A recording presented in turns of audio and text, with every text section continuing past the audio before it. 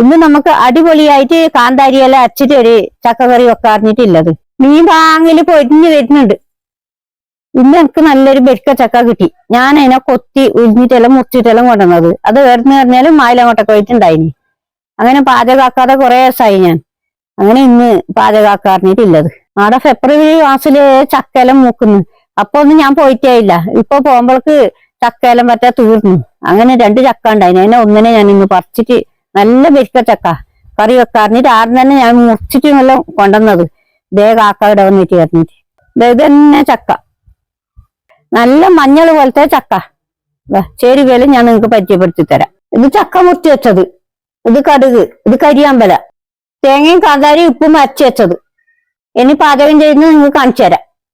തകിലൊരു അടിയിൽ കുറച്ച് കുരു ഇടണം, അല്ലെങ്കിൽ അടിക്ക് പറ്റിപ്പോവും.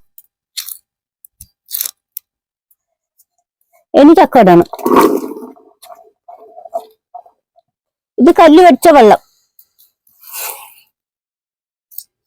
കല്ല് വെച്ച വെള്ളം ആദ്യം തന്നെ കൂട്ടി. ഇനി കുറച്ച് മറ്റ വെള്ളം കൂടും. ചക്ക തുറക്കോളം ഇത് മുത്തി വെക്കണം.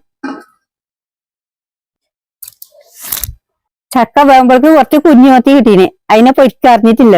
ഇത് തന്നെ കുഞ്ഞുമത്തി. ഇനി മീൻ പൊരിച്ചിട്ട് നിങ്ങളെ കാണിക്കാം.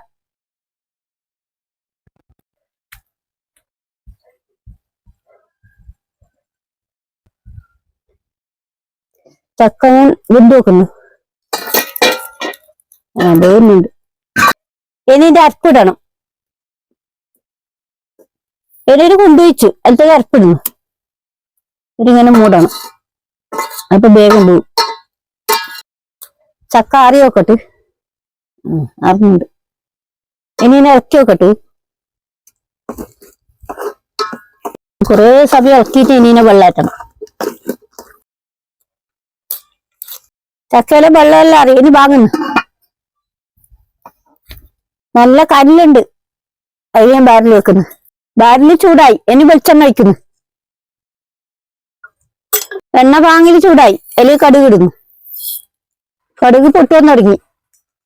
കടുകെല്ലാം പൊട്ടിക്കഴിഞ്ഞ് വാങ്ങുന്നു. ഇനി പാങ്ങിൽ ഇളക്കിയാൽ മതി. അങ്ങനെ വൈകിട്ട് ചായയുടെ ചക്കക്കറിയെല്ലാം റെഡിയായി. ചക്കയും മീൻ വറുത്തെല്ലാം റെഡിയായി. 4 മണിയുടെ ചായ കുടിക്കുന്നു. അപ്പൊ ചെറിയൊരു മഴയും വരുന്നുണ്ട്. നല്ല പാങ്ങായിന് ചക്കക്കറി. പിന്നെ മീൻ വറുത്തും പാങ്ങായി നോക്കണ്ടേ. നല്ല സൂപ്പറായി.